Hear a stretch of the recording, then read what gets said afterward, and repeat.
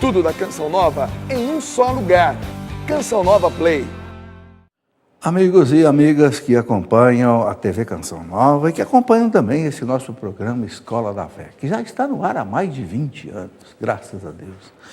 Somos gratos a Deus por nos ter dado essa oportunidade, essa graça. E hoje queremos colocar mais um pouco daquilo que está no coração da igreja. Eu quero conversar hoje um pouco sobre os grandes padres cientistas da igreja. Por quê? Nós tivemos 2 semanas aí sem o programa, porque o mês de julho é mês de férias, né? Então tem uma programação toda especial aqui na Canção Nova para os jovens, né? Mas antes das férias, vamos dizer assim, eu fiz um último programa falando da ciência e da fé. E hoje eu quero mostrar o seguinte, a grande contribuição que muitos padres cientistas da igreja deram à ciência e à tecnologia, em toda a história da igreja. Eu quero começar lá em São Bento, ano 500, e chegar até aqui o padre Georges Lemaitre, doutor em astrofísica, que descobriu o Big Bang. E dava aula junto com Albert Einstein. Ainda tem muita gente que, ou por ignorância ou por má fé, fica dizendo que a igreja era obscurantista, inimiga da ciência. Meu Deus do céu, a igreja foi a grande mola propulsora da ciência.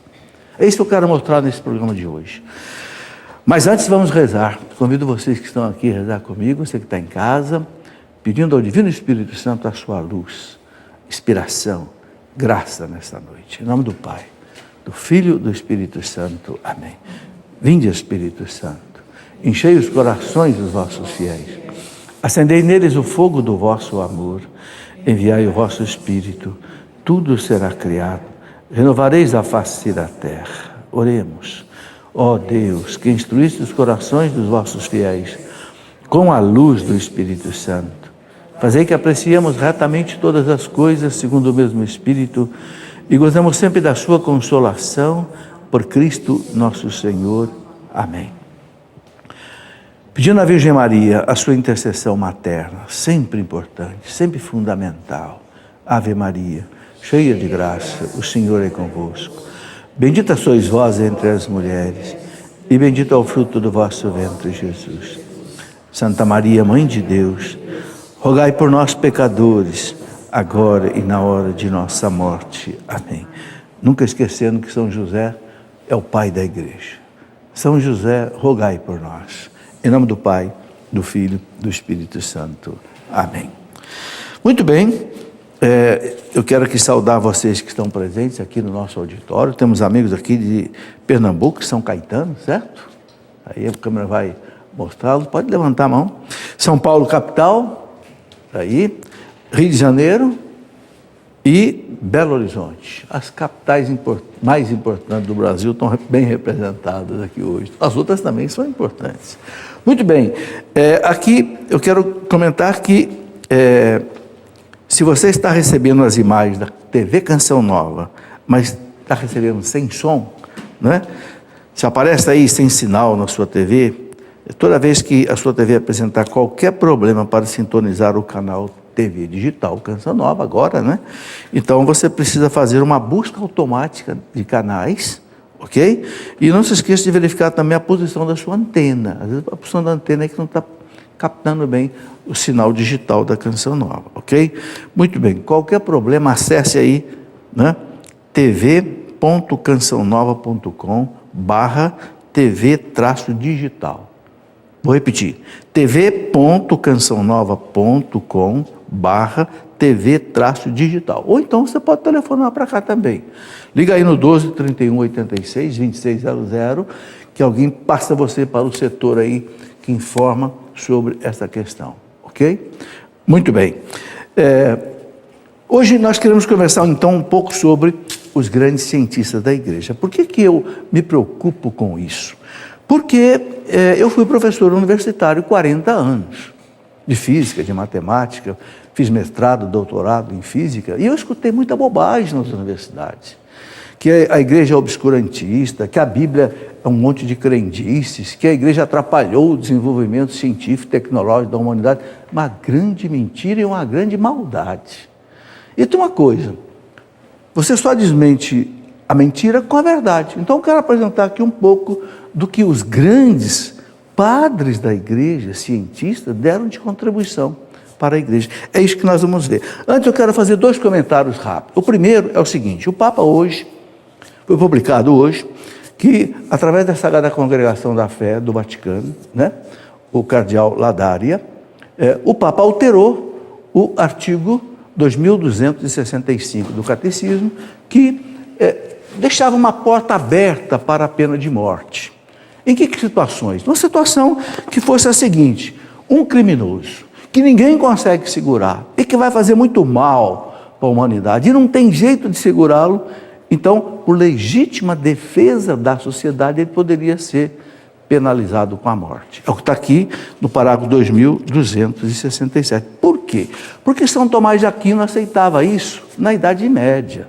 São Tomás é de 1200. Naquele tempo não tinha polícia como hoje, não tinha fiscalização, não tinha presídio de segurança máxima. Então, realmente, no tempo de São Tomás de Aquino, havia aqueles criminosos que fugiam e ninguém pegava mais, porque não tinha um serviço hoje de informação, como tem hoje. Então, São Tomás deixava uma portinha aberta, assim como existe a legítima defesa pessoal, que está aí, o Papa não mexeu nisso, né? Você tem o direito de defender sua vida contra um agressor, mas também o direito de legítima defesa da sociedade. Só que o Papa Francisco coloca o seguinte: hoje, com todo o sistema penitenciário de segurança máxima, podendo haver a prisão perpétua, não tem mais sentido eliminar ninguém. Então o Papa eliminou absolutamente, radicalmente, a pena de morte. Mas na prática a igreja sempre atuou assim. Eu me lembro quando eu era pequeno, me lembro meu pai dizendo: nossa, o Papa pediu para o Eichmann não ser levado à pena de morte. Lá na década de 50, 60, era um criminoso bárbaro. O Papa João XXIII pedia ao presidente americano para dar-lhe indulto, e o presidente não deu, foi condenado à morte. Ou seja, a igreja, na prática, sempre foi contra a pena de morte. Então, na verdade, o Papa não está alterando nada assim significativo. Apenas ele quis colocar o seguinte: o que era válido na Idade Média, por falta de segurança, hoje não é mais. Ok? Então não se assustem. Tem gente achando que o Papa fez alguma coisa muito, né, assim, diferente. Não. Realmente, na prática, a igreja sempre atuou contra a pena de morte. Só que agora o Papa quis botar aí um paradeiro nisso. Outro comentário que eu quero fazer é que amanhã, 3 de agosto, haverá, né, aquela audiência pública do Supremo Tribunal Federal com relação ao aborto.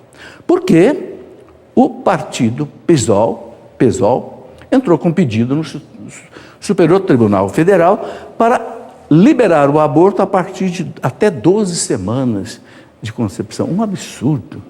Uma criança com 12 semanas, um feto, ele está completamente perfeito. Só falta agora desenvolver. É uma vida. Tem uma alma humana ali, imortal, criada à imagem e semelhança de Deus. E outra coisa, é um absurdo querer que o Supremo Tribunal Federal legisle sobre isso, porque o Supremo Tribunal Federal não foi feito para legislar, mas para verificar a aplicação da lei. Quem legisla é o Congresso, quem executa é o presidente, quem fiscaliza é o judiciário. Querer que o judiciário faça leis, como já fez na questão da célula-tronco, um absurdo, liberou, né, células embrionárias para pesquisa científica, um absurdo, porque matar um embrião, a célula embrionária é uma vida, é um embrião. Ou seja, o que está acontecendo? Nós estamos derrubando a democracia.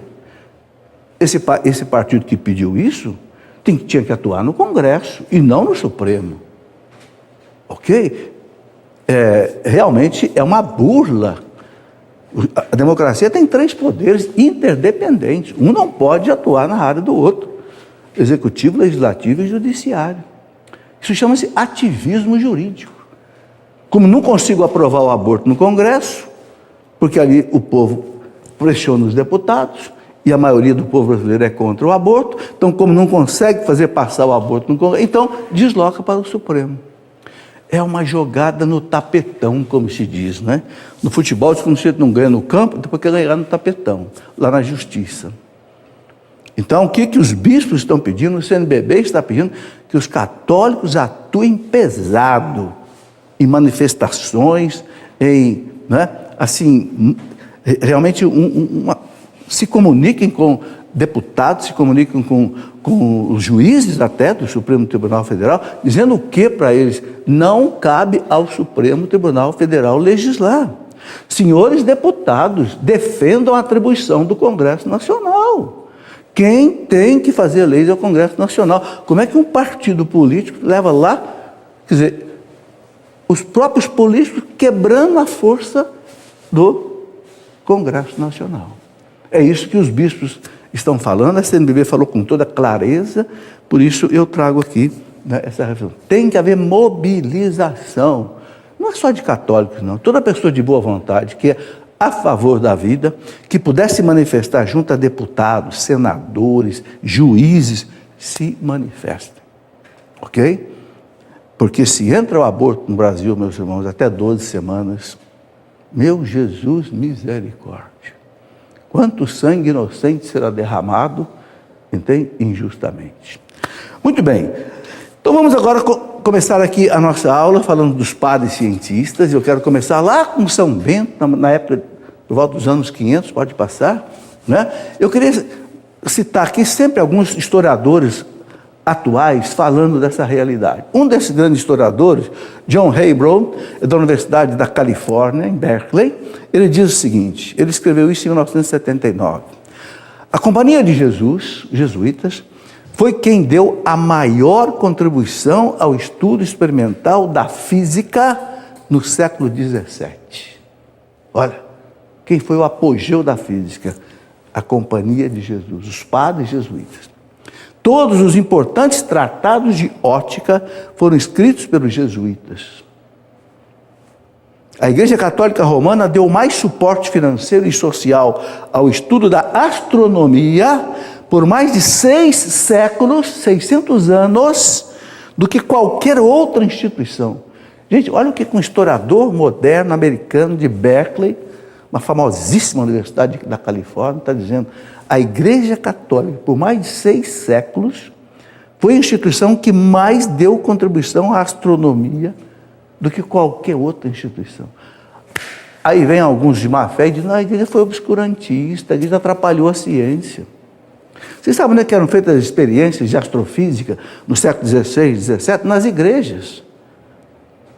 Porque eles observavam através das cúpulas das igrejas a entrada do raio solar e pela movimentação no centro, no chão, e ali observavam com telescópios, etc. Né? A igreja. Vamos em frente. Eu tenho muita coisa para mostrar e eu quero mostrar o seguinte. Eu não vou conseguir mostrar tudo que eu gostaria, mas eu quero dizer o seguinte. Se você depois entrar aí no nosso Facebook, facebook.com/Escola da Fé, você tem todos esses slides à disposição. Tá?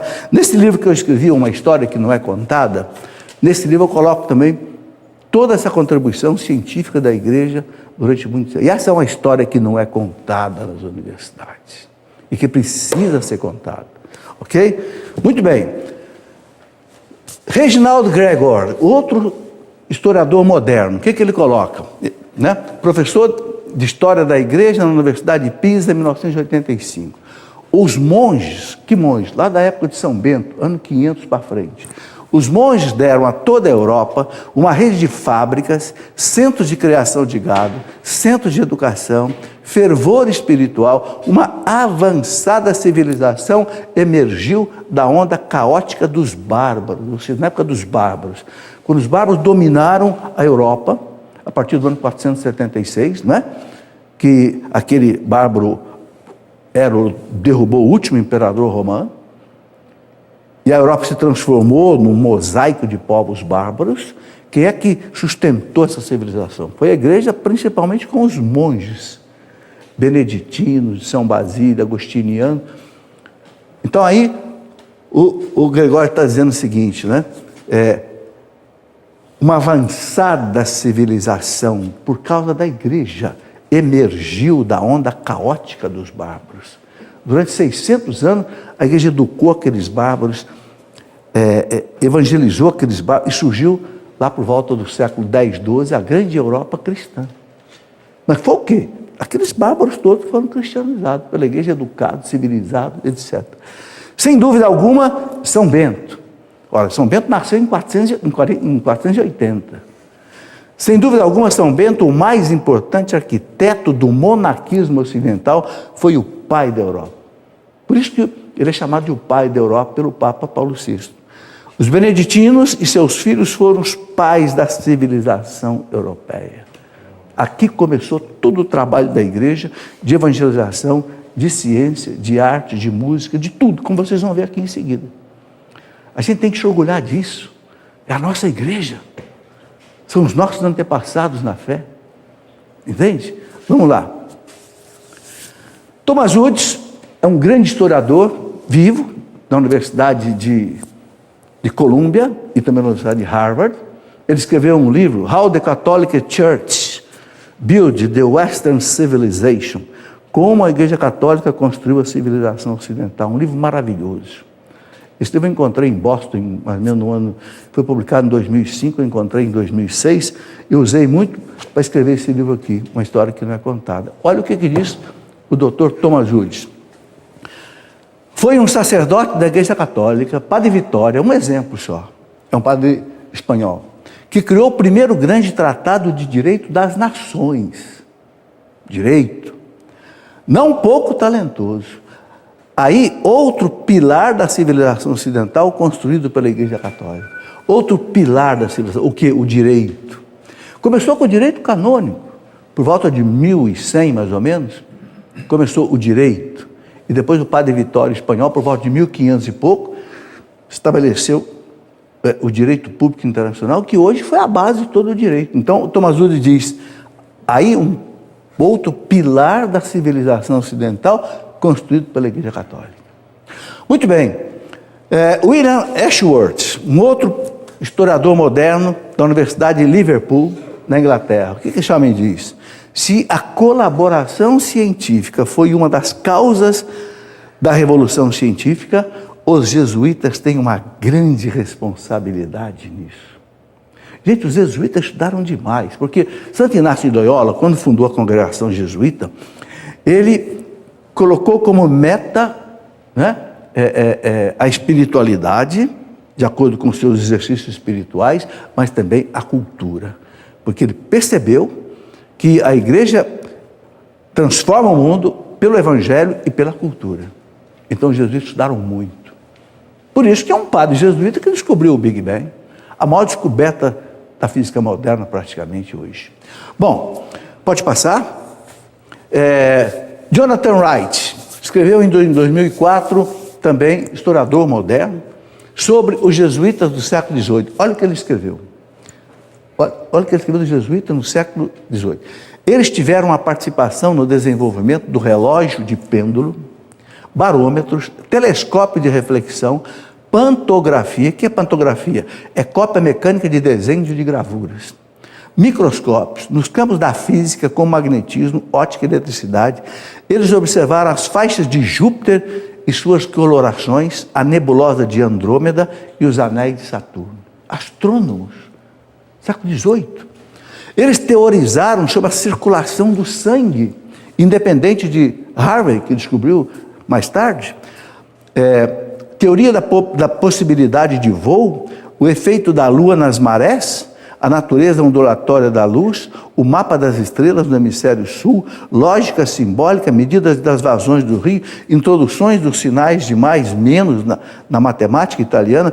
Cientistas influentes como Fermat, Huygens, Leibniz e Newton não estavam sozinhos, mas com os jesuítas entre eles. O pessoal que é da física e da matemática sabe muito bem quem é Huygens, quem é Leibniz, quem é Newton, quem é Gauss e outros famosos. Esse povo todo estudava com os jesuítas. Só que os jesuítas desapareceram. O nome dos jesuítas sumiram, ficou só o nome desse povo. Por uma perseguição à igreja. Ok? Vamos em frente aqui. Padre Joseph MacDonald, né? Professor de matemática da Fairfield University, em 1955, ele coloca o seguinte, olha que dado espetacular este. Na lista dos matemáticos mais importantes do ano 900 a 1800, 16 dos 303 eram jesuítas.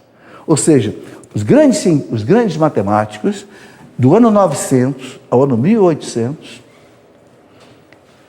foram 303. Desses 303, 16 eram cientistas, grandes matemáticos. Veja como a igreja deu uma contribuição enorme.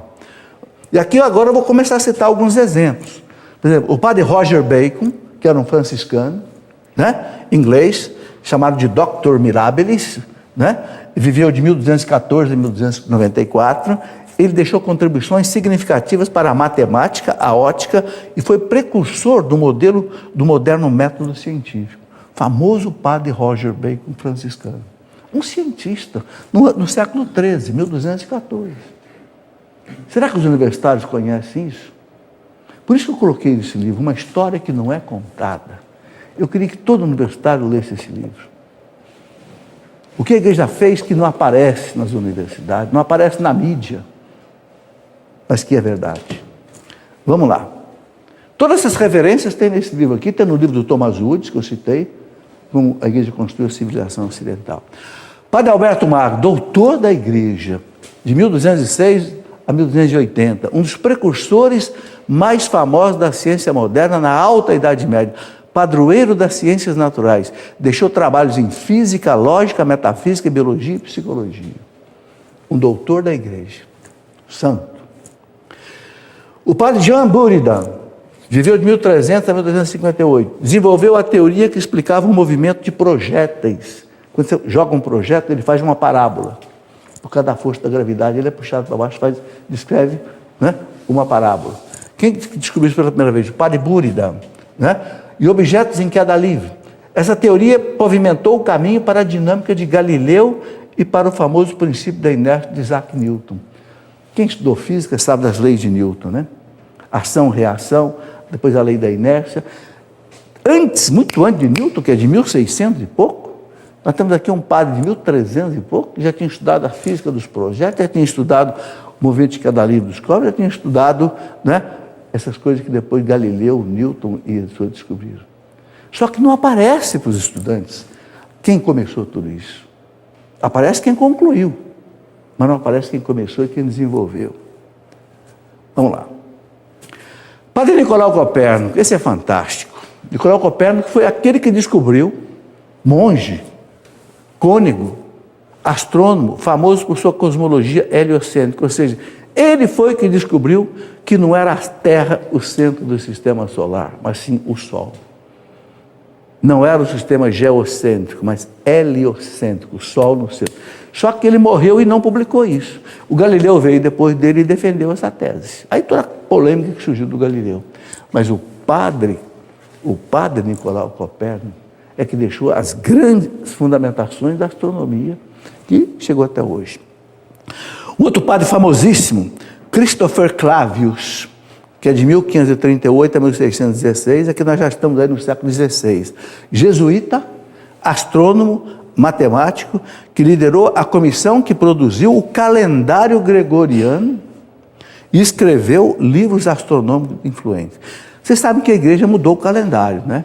Do calendário juliano, do Papa Júlio, passou para o calendário gregoriano. Mas quem é que deu toda a fundação astronômica para o Papa mudar o calendário? Foi exatamente o padre Christopher Clavius, astrônomo. Você tem que ter um alto conhecimento de astronomia para você definir as datas das coisas. Que dia que vai haver um eclipse do Sol, da Lua? Isso tem que ser uma precisão milimétrica. Ok, vamos em frente. O padre Gregory Saint Vicente, também do século XVI, jesuíta belga, fez com que Leibniz, que foi um grande matemático, o pessoal que estuda matemática sabe, conhece o Leibniz, o reconhecesse ao lado de Fermat, outro grande matemático, e Descartes, outro grande matemático, como um dos que estabeleceram as bases da geometria analítica. É uma citação do historiador MacDonald, de 1989. O pessoal da matemática conhece muito bem Fermat, Descartes, né, que desenvolveu a geometria analítica, né, Leibniz. Pois bem, o padre Gregory Saint Vicente é que tinha, né, estabeleceu as bases da geometria analítica. Agora, os alunos não ficam sabendo disso. Os alunos ficam sabendo quem é Fermat, quem é Descartes, quem é Leibniz, mas o padre São Vicente não aparece. Os padres não aparecem. Por quê? Há uma propaganda negativa contra a igreja. Principalmente por causa da Revolução Francesa, do seu Voltaire, que chamava a igreja de a infame. Temos que acabar com ela. Quando Napoleão Bonaparte prendeu o Papa Pio VII, né? Nas masmorras de Fontainebleau, em Paris, o Voltaire diz: é o último Papa, não haverá mais Papa. Só que depois do Pio VII, teve Pio VIII, Pio IX, Pio X, Pio XI, Pio XII, João XXIII, Bento, e também com o Papa Francisco. Ninguém para a igreja, seu Voltaire.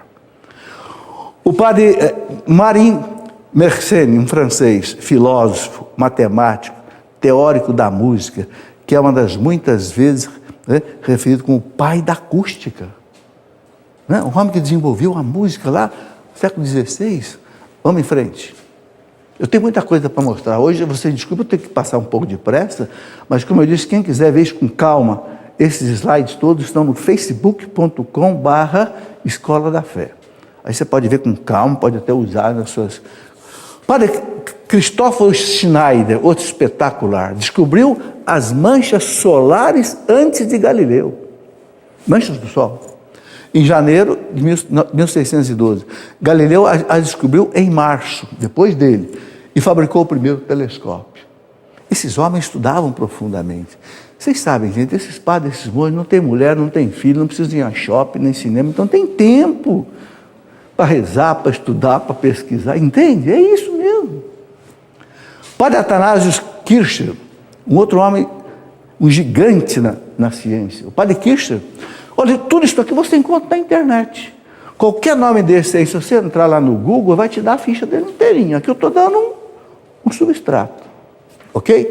O padre Athanasius, jesuíta, olha jesuíta, matemático, físico, criador da geologia moderna. Ele foi pesquisador do mundo oriental e da medicina, foi o primeiro a defender que as doenças eram causadas por micro-organismos. Depois veio o Pasteur, mas em 1800 e tanto, né? E é chamado do pai da microbiologia. Mas, na verdade, quem começou a microbiologia foi o padre Athanasius, lá por volta de 1600. Está comprovado cientificamente, isso não é chute, não é nada. Qualquer um desses que você colocar no Google vai aparecer. E muito mais coisa do que eu estou colocando aqui. Ok? Muito bem, vamos fazer o primeiro intervalo, né? Está na hora. Primeiro não, é o único, né? Depois a gente tem mais meia hora para terminar aí essa conversa. Ok? Voltaremos já. Aguarda aí só um minuto.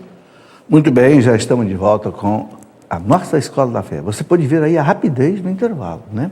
Não tem propaganda, não tem comerciais. É por isso que a Canção Nova pede a sua contribuição. Porque é com a sua contribuição que ela mantém esse mutirão de evangelização que é o rádio, TV, internet, casas de missão no mundo inteiro, ok? E que custa muito, cara, mais de 20 milhões de reais por mês. Mas esse milagre, Deus realiza todo mês aqui na Canção Nova. Fazer com que ela, hoje, a TV já aí com 30 anos de vida, a rádio com quase 40, né? Mantenha sem propaganda, sem comerciais. Uma coisa assim, realmente sobrenatural. A canção agradece a você, né, que sempre ajuda e pede que continue, né, aí ajudando. Eu quero comunicar aqui o acampamento que nós teremos, a cura dos traumas da morte. Tem muita gente com trauma da morte, não é? 2 a 4 de novembro, exatamente por causa da época dos finados, ok? Com o tema, quem crê em mim, ainda que tenha morrido, viverá, diz o Senhor, né? João 11, 26. Quem é que vai estar pregando aqui? Padre Rafael, da comunidade Nova Aliança, o Frei Josué, que é da Ordem dos Frades Menores Conventuais, da província de Brasília, muito conhecido, não é? O Frei Josué. O Márcio Mendes, também aqui da comunidade de Canção Nova, muitíssimo conhecido. Então tá aí, se você quiser mais informações, entra aí no site eventos.cancionova.com ou pelo nosso telefone conhecidíssimo, 12 31 86 2600. Eu quero mostrar 2 livros aqui antes de continuar com os nossos padres cientistas. O primeiro é esse aqui, Aborto Nunca. Esse livro eu escrevi tem mais de 10 anos. Eu coloco aqui 40 razões por que nós não podemos abortar. Não é só razões religiosas, não. Razões humanas, razões psicológicas. A mulher que aborta, ela tem traumas por causa disso, ok? 40 razões baseadas em muita ciência, muita pesquisa, né? Nessa guerra que nós estamos vivendo aí em defesa da vida, né? E outro livro que eu quero mostrar, A Última ao Cadafalso. O que é isso daqui? É mais uma outra coisa que nós precisamos conhecer. É um livro sobre a Revolução Francesa. A Revolução Francesa, que foi de 1789 até 1800, mais ou menos, que muita gente põe como uma panaceia, que trouxe ao mundo liberté, fraternité, igualité. Só que a Revolução Francesa matou 17 mil padres na guilhotina. Aqui o cadafalso é a guilhotina. E esse livro aqui, A Última ao Cadafalso, escrito pela Gertrude von Lefort, que é uma jornalista famosa alemã, ela conta, né, a história de 16 irmãzinhas carmelitas contemplativas, enclausuradas, que foram todas degoladas na Revolução Francesa. Por quê? Porque a Revolução Francesa proibiu os seus líderes, proibiram que existisse os carmelos, as irmãs contemplativas. E essas irmãzinhas resistiram. O resultado, foram todas levadas para a praça, na cidade de Copenhague, perto de Paris. Uma por uma foi sendo decapitada. E por que o título do livro, A Última ao Cadafalso? Porque a Madre Superiora quis ficar por último. E foi consolando cada uma das suas irmãzinhas sendo degoladas. Quando chegou a vez dela, ela deu uma gorjeta para o carrasco, e você os colocou todas no céu. E foi a última a ser degolada. Por isso, a última ao cadafalso. E que coisa bonita, gente. Teve uma irmãzinha que falou para ela assim: Madre, a senhora me desculpe, eu não consegui terminar de rezar o ofício das horas hoje. Ela disse: não se preocupe, minha filha, daqui a pouco nós vamos terminar de rezar todas lá no céu. E todas foram decapitadas. Sabe, então, essa loucura que foi a Revolução Francesa, 10 anos de terror, de sangue derramado, chamam de liberdade, fraternidade. Ah, desculpe, aqui, ó. Né? Quando era querendo a banana para você, ó, vai mentir lá longe, tá? Mataram mais de 30 mil religiosos, mais de 17, a França tinha 55 mil padres, mataram 17 mil ou expulsaram. Gente, 17 mil padres é o que o Brasil tem hoje. O que o Brasil tem de padre hoje foi morto na Revolução Francesa. Então, esse livro, que não foi escrito nem por um padre, nem por um bispo, nem por um cardeal, mas uma jornalista, conta essa história. Por que eu trago esse livro aqui? Porque os jovens universitários precisam conhecer essas coisas. Porque atacar a igreja é muito fácil, mas mostrar as verdades dos fatos, ninguém mostra, não. Essa história que não é contada precisa ser contada. Muito bem, vamos voltar aqui. Coloca aí de novo nossos slides. Falamos já desses padres. Padre Francisco, volta um aí. Padre Francisco Lanaterres, interessantíssimo. De 1631 a 1687, criou um alfabeto para os surdos mudos e um método de leitura para os cegos. Então, o nosso braille que nós temos aí de cego, olha quem que inventou, um padre da igreja.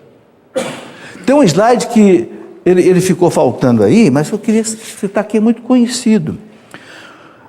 O monge Guido de Arezzo, que viveu de 992 a 1050, é o chamado pai da música, porque ele criou o sistema musical. Do, ré, mi, fá, sol, lá, si, dó. Foi padre Guido Arezzo, foi chamado pai da música. Estão vendo, gente? A igreja atuou em tudo, na arte, na música, na letra, na arquitetura, na economia, no direito, tudo ficou na mão da igreja. Por quê? Porque quando desabou a civilização ocidental com os bárbaros, a única instituição que ficou de pé foi a Igreja Católica, Apostólica, Romana. Por quê? Porque tinha o Papa, tinha os bispos, tinha os monges, seguraram a civilização. Por isso que o Thomas Woods, que eu citei, fala que a igreja foi quem construiu a civilização ocidental. Ok? Pode passar. Padre Francisco Maria Grimaldi, mais um fantástico físico, matemático italiano, descobriu a difração da luz. O pessoal que é da física sabe o que é isso, difração da luz. Investigou a queda livre de objetos, construiu e utilizou instrumentos para medir as características geológicas da Lua. Padre Girolamo Saccheri criou os fundamentos da geometria não euclidiana, em 1733, que influenciou Riemann, Lobachevsky, Boolay e Gauss. O pessoal da matemática sabe muito bem quem é Riemann, Lobachevsky, Boolay, Gauss. Gauss, um matemático alemão fantástico. Todos esses aqui teve um precursor, que foi o padre Girolamo Saccheri. Será que os universitários sabem disso? Outro gigante, padre Rudyard Joseph Moscovitch, que é de 1711, físico, astrônomo, matemático. Seus trabalhos influenciaram Laplace, Gauss, Euler e Jacob. Pessoal da matemática sabe o que eu estou falando. Foi considerado o precursor da teoria atômica, inclusive esboçou algumas ideias da teoria relativística que depois o Einstein desenvolveu. Está aí, gente. Vocês sabem de onde é que foi tirada essas fotografias aqui? Do Google. Ou de outra fonte. Não foi inventado por nós. Está tudo publicado aí. Entendeu? É verdade absoluta o que nós estamos colocando aqui. Só que isso não é propagado. Pode passar. Padre Vincenzo Riccati estudou equações diferenciais e integrais. A pessoa da matemática sabe isso. Por que esse povo estudava muita matemática e muita física? Porque a matemática e a física é a base da ciência e da tecnologia. É daí que vem as ondas eletromagnéticas, que propiciou rádio, TV, internet, tudo isso começa aqui, na física e na matemática. Por isso que eles não estudaram muito. Equações diferenciais, integrais, ele foi o descobridor das funções hiperbólicas, importantíssimas funções hiperbólicas na matemática, né? Escreveu o primeiro tratado de cálculo integral, que depois Newton desenvolveu, depois o Einstein desenvolveu, inclusive o cálculo tensorial. Mas quem começou? Padre da igreja. Está aí, ó. Ok? O padre João Batista Riccioli foi o primeiro a determinar a aceleração de um corpo em queda livre, foi também grande astrônomo. Muita gente pensa que foi, né, o italiano lá, Galileu Galilei, o Torricelli, que descobriu a queda livre. Foi não. Quem descobriu foi o padre João Batista Riccioli. Muito antes de Galileu, muito antes de Torricelli, muito antes de Isaac Newton. Ok? Pode passar. Padre Roberto Lander de Moura, isso é brasileiro. Isso é brasileiro, é de 1861 a 1929. Um gaúcho de Porto Alegre fez a primeira transmissão de voz sem fio no mundo. Realizou essa experiência na cidade de São Paulo. Ele é o patrono dos radioamadores do Brasil. Ele fez uma experiência em São Paulo, transmitiu pela primeira vez na história da humanidade uma transmissão sem fio, ou seja, via onda eletromagnética. Parece que ele foi da Avenida Paulista, transmitiu lá para não ser de São Paulo.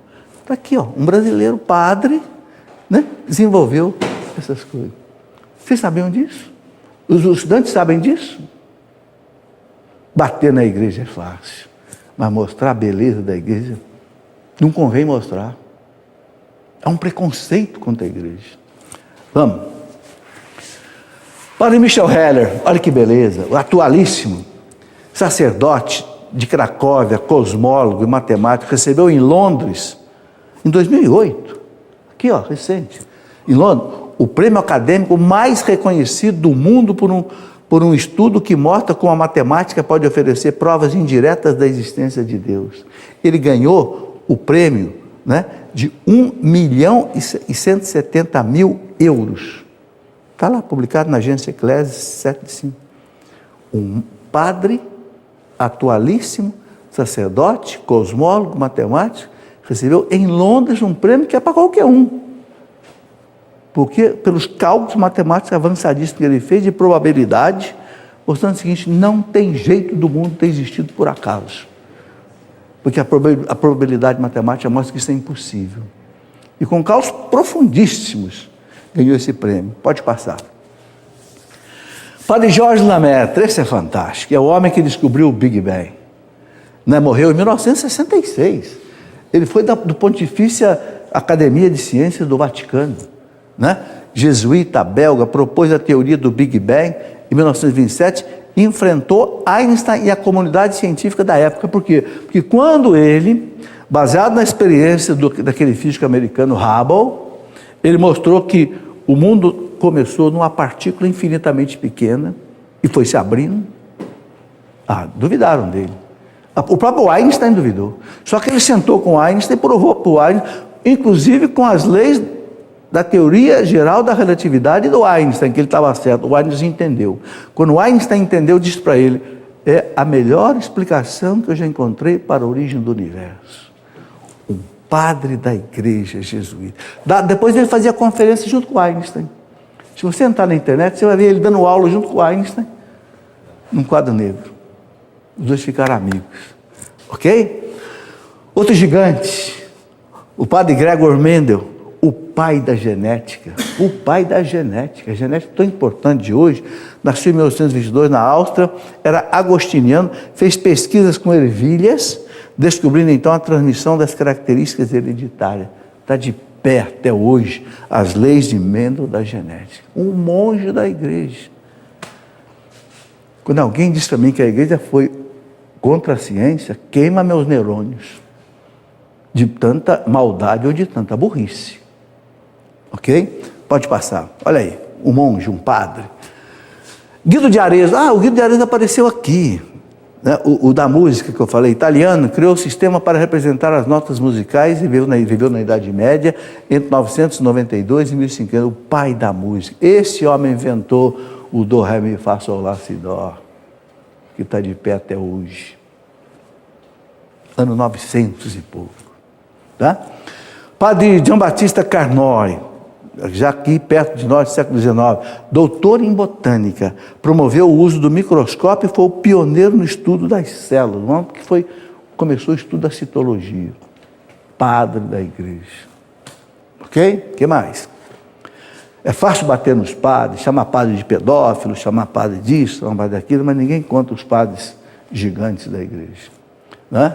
Monge Benedetto Castelli, do tempo do Galileu Galilei, era amigo do Galileu Galilei, beneditino, italiano, amigo colaborador de Galileu, desenvolveu um método para projetar a imagem do Sol sem prejudicar a visão, ajudando assim no estudo feito por Galileu sobre as manchas solares. Né? Aqui está um desenho mostrando aí os seus equipamentos de trabalho. Pode passar? Padre Boaventura Turleman, já aqui no século XX, morreu em 1997, bem recente, inventou o primeiro medidor eletromagnético de vazão, instrumento que permitiu avanços significativos na indústria. O que é a medida da vazão? Um líquido que passa por um cano, você medir quanto litro passa por minuto ou por segundo num determinado ponto, medidor de vazão. Esse padre desenvolveu o primeiro medidor eletromagnético de vazão. Ok? Padre Giuseppe Piazzi, italiano, matemático, astrônomo, descobriu o planeta anão Ceres. Descobriu um planeta anão Ceres. Em 1801, no cinturão de asteroides entre Marte e Júpiter. Era diretor do Observatório Astronômico de Palermo. Vocês sabem que o observatório astronômico mais antigo do mundo é o do Vaticano, né? O La Specola, que é de 1500 e pouco. Primeiro laboratório espacial do mundo, do Vaticano, está lá até hoje. E funcionando, olha que coisa interessante, né? Você sabe que a maior máquina humana que já construída até hoje foi o chamado LHC, o Large Hadron Collider, que descobriu, né, o famoso bóson de Higgs, que a imprensa chamou de a partícula de Deus, e que provou a existência do Big Bang. Ok? Essa máquina custou 15 bilhões de euros ao Centro Nuclear Europeu. É um anel de 20 quilômetros de comprimento, enterrado a 100 metros abaixo do solo, porque a experiência não pode ser feita. Né? É um acelerador de partículas, onde os prótons se colidem numa velocidade quase que da luz, e se esmigalham e geram as partículas subatômicas, e descobriram o tal bóson de Higgs, que sem ele o Big Bang não podia funcionar, não podia ser real. Né? Muito bem. Quando colocaram esse Large Hadron Collider para funcionar, ele deu pau, deu problema. Quem é que ajudou a consertar, colocar de novo? Os astrônomos, os físicos da Pontifícia Academia de Ciências do Vaticano. Aí. Alguém vai dizer que a igreja é contra a ciência? Prejudicou a ciência? A experiência mais moderna da física moderna, os pesquisadores do Vaticano, lá do laboratório espacial atuam nisso. Muito bem, vamos em frente. Padre Christian Mayer, esse está um pouco fora de lugar, 1500 e pouco, jesuíta, astrônomo, né? Descobriu uma das crateras da Lua que tem o seu nome.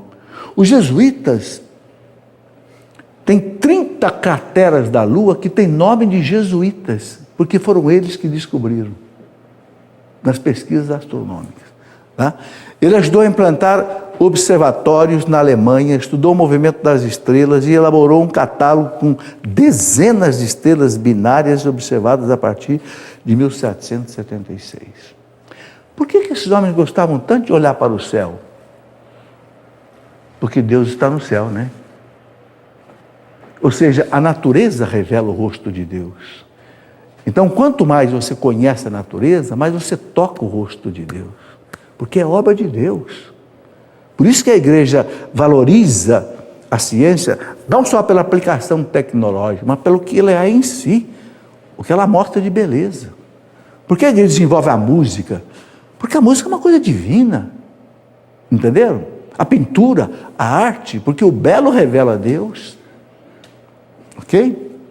Pode passar? Acabou. Bom, eu quis mostrar rapidamente isso, né? Porque, infelizmente, né? Infelizmente, a gente vê aí alguns propagandistas do ateísmo, né? Por exemplo, o senhor Richard Dawkins, americano, que aliás é um físico, é um biólogo, que ele diz o seguinte: o mal que existe no mundo é por conta da religião. Então tem que acabar com as religiões. Por quê? Porque eles veem, por exemplo, o que fazem os fanáticos muçulmanos lá, matando, decapitando gente para tudo que é jeito. Então acha que tem que acabar com todas as religiões. Espera aí, meu amigo. Espera aí, meu amigo. Jesus Cristo pregou o amor. Jesus Cristo pregou o amor ao inimigo. Amai os vossos inimigos. Orai por aqueles que vos perseguem. O Gandhi ficou apaixonado por Jesus Cristo, o Mahatma Gandhi, que liberou a Índia, usando o quê? Usando a não violência do Sermão da Montanha. O Gandhi libertou a Índia do jugo inglês, ensinando o povo indiano a não violência. E com isso quebraram toda a força da colonização inglesa.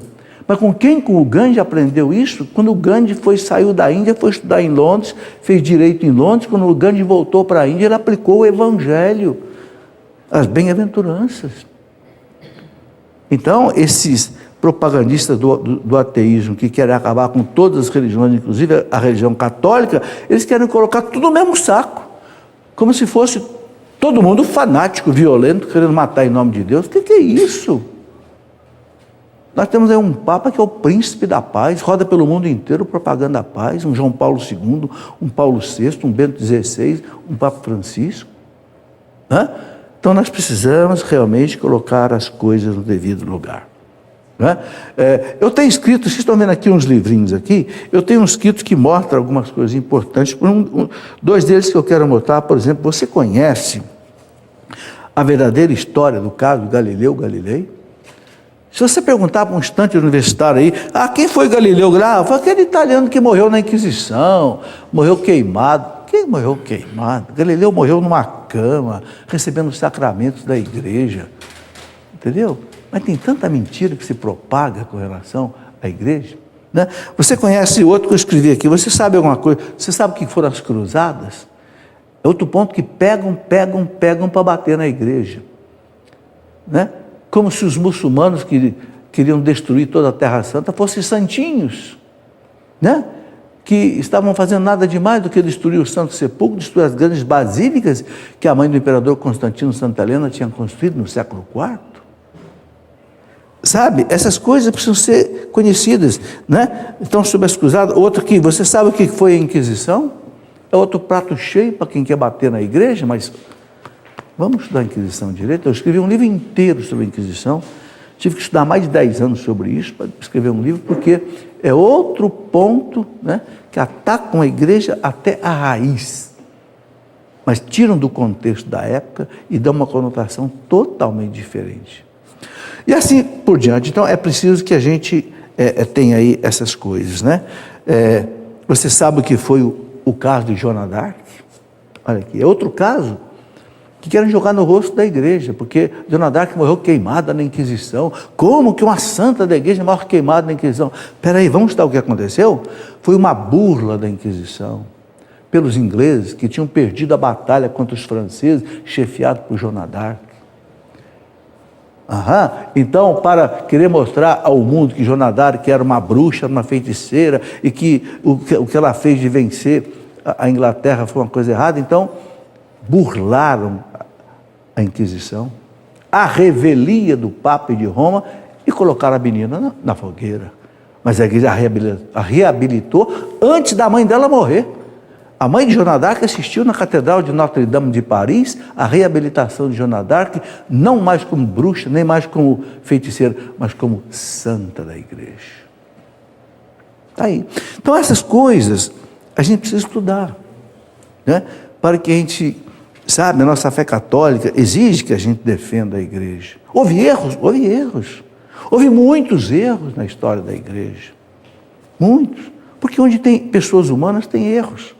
Padres erraram, bispos erraram, papas erraram, mas a igreja continua seu caminho até hoje. Cristo não prometeu que a igreja não erraria e que a igreja não sofreria. Ele prometeu que a igreja nunca seria vencida. As portas do inferno nunca prevalecerão contra ela. Do grupo dos 12, teve um que traiu Jesus. Não teve? Um Judas? O que já mostra isso? No começo da história da igreja, vai ter muita gente que vai trair Jesus Cristo. E teve muitos. Hereges, papas, reis, que se tornaram hereges, né? Infernizaram a vida da igreja. Mas a igreja continua em frente, porque a igreja é invencível. As portas do inferno nunca vão derrubar a igreja. Muito bem, eu quero encerrar o programa pedindo, como eu faço sempre, aos sacerdotes, né, o diácono que nos acompanha, que nos dê a bênção, né? É uma maneira assim boa de encerrar o programa, né? A bênção de Deus descendo sobre todos nós, porque a bênção pode ser dada à distância. É um sacramental, não é sacramento. Sacramento não pode ser à distância, mas sacramental pode. Então ponha a intenção de vocês agora, você que está em casa, ponha a sua intenção pela igreja, para que o Supremo Tribunal Federal não aprove a liberação, a descriminalização do aborto a partir da 12ª semana. Ok? A nossa proteção está no nome do Senhor, que fez o céu e a terra, que por essa bênção dos sacerdotes, dos ordenados, dos padres, desça sobre todos nós, trazendo saúde para o corpo e para a alma, pela intercessão de Nossa Senhora Aparecida. Em nome do Pai, e do Filho, e do Espírito Santo. Amém. Muito obrigado a vocês que vieram, muito obrigado a vocês de casa que me acompanharam. Até a próxima quinta-feira, se Deus quiser. Deus seja louvado. Muito obrigado.